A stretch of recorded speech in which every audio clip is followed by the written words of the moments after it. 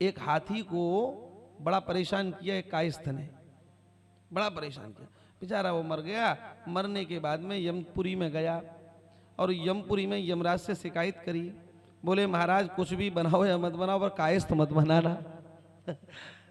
ओ महाराज बड़े विचित्र होते हैं, ऐसा कहा, देखो बुरा मत मानना कोई भी, हाँ बाद में आकर के मुझे डांट दो आप जो है तो, पर अच्छी बात भी सुनाऊंगा, आप चिंता मत करना।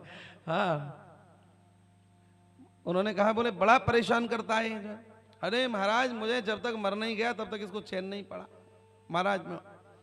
उन्होंने कहा नहीं नहीं, सबकी अपनी अपनी विशेषताएं होती हैं, झूठ बोल रहे हो ऐसा नहीं। 100 सौगंधें खाई हाथी ने फिर भी यमराज नहीं माने, बोले ना ऐसा। अच्छा बोले कभी तुम्हारा पाला नहीं पड़ा किसी कायस्थ थे, तब पता, मर मर करके सब यहाँ ऊपर आते हैं, जिंदे से पाला पड़ जाए तो पता चल जाए। इन्होंने कहा अच्छा अगर ये ऐसी बात कह रहा है तो यमदूत, यमराज जी ने क्या किया, यमदूतों को आज्ञा कर दी, बोले एक काम करो किसी कायस्थ को जिंदा ही पकड़ के लाओ।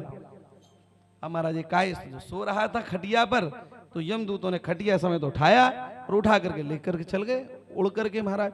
अब जैसे ही उड़ता हुआ देखा हिला डुला तो उसको पता चली कि, तो कहाँ ले जा रहे हो मुझे, मैं कहाँ हूँ कैसे, बोले यमपुरी जा रहा है यमराज के यहाँ। अरे बोले अच्छा, तो बोले किस लिए, बोले यमराज जी ने बुलाया है। पहले भांप ली, खतरा भांप लिया, उसने कहा अच्छा कुछ गड़बड़ होने वाली है, कोई बात नहीं।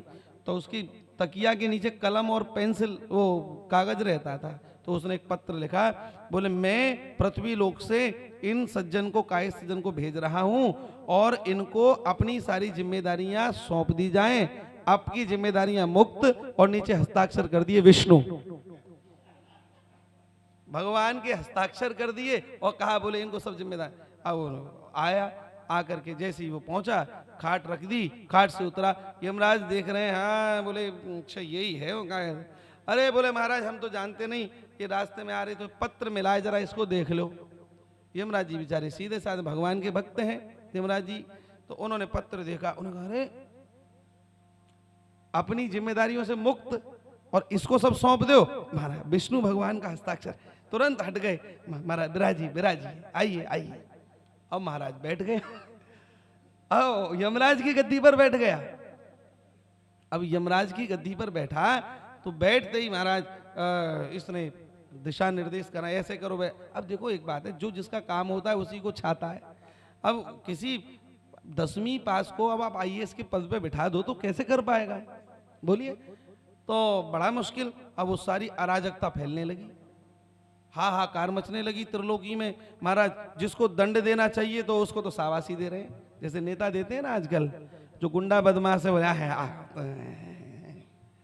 और जो बढ़िया लोग हैं, पद्मश्री भी आजकल उन लोगों को मिलता है जो चापलूसी करते हैं, फिर बाद में वो बेचारे कुछ गड़बड़ हो जाए तो लो पुरस्कार लौटा लो, हाँ पुरस्कार लौटाते हैं महाराज, तो वो चापलूसी वाले। और जो अब अभी कुछ पद्मश्री के लिए नाम नामित हुए हैं महाराज, बड़े जमीन से जुड़े हुए लोगों को इस बार जो किया गया है, हमने सुना है इस बार का, मन बड़ा प्रसन्न हुआ कि असली भारत का दर्शन हम लोग कर पा रहे हैं, जमीन से जुड़े हुए। तो वो पुरस्कार लौटाने वाली अब ये सब श्रृंखला ठाकुर जी कृपा करें कि ये सब विदा हो हमारे भारत से, राम राज्य की स्थापना हो, हम ऐसा चाहते हैं। खैर अब महाराज जी वो जो उसने अराजकता फैल गई। अब अराजकता में जिसको दंड देना चाहिए उसको तो सपोर्ट कर रहे, और जिसको सपोर्ट करना चाहिए उसको दंड। अब अराजकता ऐसी फैली, तीनों लोगों में त्राई त्राई मच गई, क्या करें महाराज। तो भगवान विष्णु तक शिकायत पहुंची, यमराज को बुलाया, बोले भैया क्या हुआ, ड्यूटी कैसे छोड़ दी। अरे बोले महाराज आपके आदेश से छोड़ी, हमने आदेश, भगवान दंग रह गए, बोले हमने कब आदेश दिया। उन्होंने पत्र दिखा दिया, देखो ये आया, ये इस पे आपके हस्ताक्षर हैं, किसने दिया ये। अरे महाराज जो वहां बैठा है वही, उसी ने दिया। तो विष्णु भगवान ने फिर पता कराई, बोले बात क्या थी।